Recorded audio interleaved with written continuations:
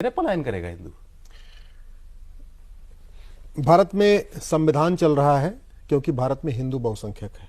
भारत में लोकतंत्र चल रहा है क्योंकि यहाँ हिंदू बहुसंख्यक है। भारत की सेना विद्रोह नहीं करती है क्योंकि सेना में हिंदू बहुसंख्यक है।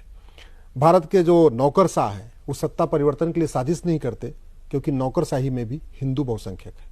अगर भारत में जो कुछ ठीक चल रहा है, जो पाकिस्तान जो होता है वो भारत में नहीं होता, जो बांग्लादेश में होता है वो भारत में नहीं होता, उसका मूल कारण है कि भारत में हिंदू बहुसंख्यक है। मैं आपको कुछ इंटरनेशनल पर्सपेक्टिव बताता हूँ। भारत के बॉर्डर पे 9 देश है।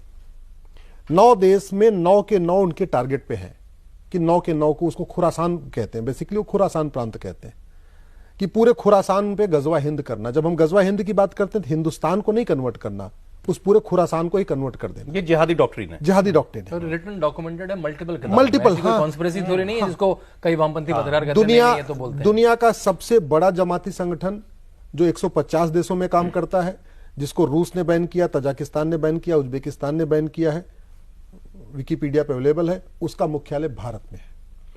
भारत का ही एक टुकड़ा अफगानिस्तान बन गया। अफगानिस्तान से हिंदू, जैन, बौद्ध, सिख खत्म हो गए, अगड़े पिछड़े खत्म हो गए, ब्राह्मण, क्षत्रिय, वैश्य, दलित खत्म हो गए। हिंदुस्तान का ही एक टुकड़ा पाकिस्तान बना, हिंदू, जैन, बौद्ध, सिख खत्म हो गए, ब्राह्मण, क्षत्रिय, वैश्य, दलित खत्म हो गए। हिंदुस्तान का ही एक टुकड़ा मालदीव था जहां चोल राजा राज किया करते थे, मालदीव से हिंदू, जैन, बौद्ध, सिख खत्म हो गए। हिंदुस्तान का एक बांग्लादेश एक टुकड़ा था जिसको ईस्ट बंगाल कहते थे। भाई वेस्ट पंजाब पाकिस्तान में चला गया और ईस्ट बंगाल बांग्लादेश बन गया। ईस्ट बंगाल में हिंदू, जैन, बौद्ध, सिख अभी जैसा सिंह साहब ने बताया 7% बचे हुए थे। अगले 2 से 3 साल के अंदर वो सब या तो कन्वर्ट हो जाएंगे या तो भाग जाएंगे। तो आपका बांग्लादेश भी हिंदू, जैन, बौद्ध, सिख से खत्म हो चुका है। अब मैं आता हूं जो 5 देश बचे हुए। अब उनकी जो जमातियों की जो अगला टारगेट है, भारत, नेपाल, म्यांमार, श्रीलंका और भूटान। और इन 5 देशों में आप देखिए बहुत तेजी के साथ डेमोग्राफिक चेंज हो रहा है। भारत की बात मैं करूं, 28 राज्य हैं, 8 केंद्र शासित प्रदेश हो गए, टोटल हो गए 36। 36 में से 9 राज्यों में हिंदू खत्म हो चुके हैं। भारत में 800 जिले हैं, 800 जिलों में से 200 जिलों में हिंदू खत्म हो चुके हैं, यानी 25% जिलों में खत्म हो चुके हैं। भारत में 6000 तहसीलें हैं, 6000 तहसीलों में से 1500 तहसीलों की डेमोग्राफी चेंज हो चुकी है, यानी 25% तहसीलों की डेमोग्राफी चेंज हो चुकी है। भारत के बॉर्डर पे 300 तहसीलें हैं, मतलब आपका चाहे गोवा बॉर्डर, चाहे आपका गुजरात बॉर्डर हो गया या राजस्थान बॉर्डर, समुद्री या लैंड बॉर्डर दोनों, जो हमारे बॉर्डर पे, उस पर टोटल 300 तहसीलें हैं। मैं कह रहा हूं कि आप इसको होम मिनिस्ट्री क्लेरिफाई कर ले, आईबी क्लेरिफाई कर ले, जिसको क्लेरिफाई, इसको मतलब सर्टिफाई कर सकता है जो बात मैं कह रहा हूं। 300 की 300 तहसीलों की डेमोग्राफी सौरभ जी बदल चुकी है। भारत में जब मैंने 2017 में पीआईएल फाइल किया था, जब उस पर मैं काम कर रहा था, उस समय में आंकड़े राज्यवार दिए थे कि भारत में 5 करोड़ घुसपैठी आ चुके हैं। अच्छा, डेमोग्राफी बदली कैसे जा रही है? सबसे बड़ा माध्यम घुसपैठ, उसके बाद नेक्स्ट धर्मांतरण, चौथा जनसंख्या विस्फोट, तीसरा जनसंख्या विस्फोट, चौथा ड्रग। क्योंकि आप किसी देश को बर्बाद करना है तो उस देश के यंग जनरेशन को आप ड्रग में ढकेल दो।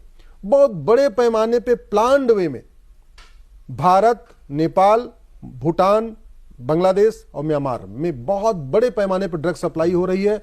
स्कूल में, कॉलेज में, यूनिवर्सिटी में ड्रग सप्लाई हो रही है। और 5वां जो टूल यूज किया जा रहा है, अश्लीलता। इंस्टाग्राम के माध्यम से, रील के माध्यम से हमारी यंग जनरेशन को पूरा कामुक बना दिया जा रहा है। उससे कोई मतलब ही धर्म क्या होता है, डेमोग्राफी क्या होता है, भारत के लिए क्या खतरा है। जब एक हमारा यंग यूथ नशे में चला गया और अश्लीलता में डूब गया, उसके बाद उसको कोई फर्क नहीं पड़ता कि कितने हिंदू बचे हैं, कितने जैन बचे हैं, हम काफी के क्षेत्र पे हम क्या डिस्कशन कर रहे हैं, वो मतलब उससे बाहर हो इसके एक पॉइंट पर आते हुए आपने अपनी बात शुरुआत की थी एक संस्था से, आपने तबलीगी जमात की शायद आप बात जी। तो तबलीगी जमात आपकी अब जो जैसे बांग्लादेश में भी बात हो रही है, जमात इस्लामी काम कर रहा है। ये जमात इस्लामी पाकिस्तान में भी है शायद, हमारे यहाँ मुझे पता नहीं। जमात कश्मीर में है, कश्मीर में हम लोग कहते हैं कि कश्मीर की रेडिकलाइजेशन के लिए जमात इस्लामी, लेकिन यहाँ वाला जमात इस्लामी और जो है कश्मीर वाला दोनों अलग अलग है। देखिए लेकिन हाँ, एक आपने अच्छा याद दिलाया, सलमान खुर्शीद ने आज जो बयान दिया है, सलमान खुर्शीद कांग्रेस के नेता के रूप में जाने जाते हैं, पूर्व विदेश मंत्री के, विदेश मंत्री, सुप्रीम कोर्ट के बड़े वकील है, सुप्रीम कोर्ट के बड़े वकील है, तबलीगी जमात के वो संरक्षक है, लीगल एडवाइजर भी हैं, उनके बोर्ड पर भी हैं। तबलीगी जमात नहीं, जमात इस्लामी की। जमात इस्लामी के, हाँ बिल्कुल। तो जमात इस्लामी, और ये सारी जमात इस्लामी एक ही हुई ना, बांग्लादेश, भारत, पाकिस्तान से मिला के। आप सर, आप जितने नाम ले रहे हैं ना, आप टहनियों का नाम ले रहे हैं, आप पत्तों का नाम ले रहे हैं।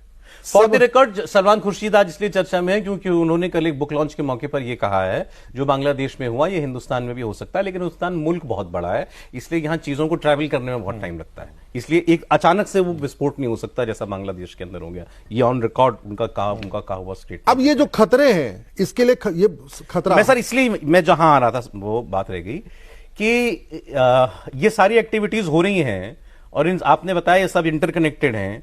वहां जमात इस्लामी तो कर रहा है ना बांग्लादेश में जो कुछ कर रहा है, जिन लोगों को जो मारकाट मची है। ये सारे के सारे वेल कनेक्टेड हैं, वेल ऑर्गेनाइज्ड हैं, चाहे वो पाकिस्तान का जमात इस्लामी है, चाहे भारत का पीएफआई है, चाहे बांग्लादेश का जमात इस्लामी है, सब कनेक्टेड है। अल्टीमेट सोच है गजवा हिंद। अब मैं फिर से करेक्ट कर दूं, गजवा हिंद का मतलब केवल हिंदुस्तान से हिंदुओं को खत्म नहीं करना, क्योंकि तो पूरी दुनिया में इस्लाम जैन बौद्ध सिख और हिंदू ये सब हिंदू ही हैं। हम अपने को मानते हैं कि मैं तो, आप जैन हैं, आप बौद्ध हैं, आप सिख हैं, हिंदू हैं, नहीं। गजवा हिंद का मतलब सारे के सारे, और बड़ी सक्सेसफुली भारत का हिस्सा अफगानिस्तान, भारत का हिस्सा पाकिस्तान, भारत का हिस्सा मालदीव, भारत का हिस्सा आपका बांग्लादेश ऑलरेडी कन्वर्ट हो चुका है। बांग्लादेश में जो खेल चल रहा है और भारत के अंदर विदिन, और बड़े प्लान्ड वे में उन्होंने भारत के अंदर सांसदों विधायकों को भी अपने पेरोल पर रख लिया।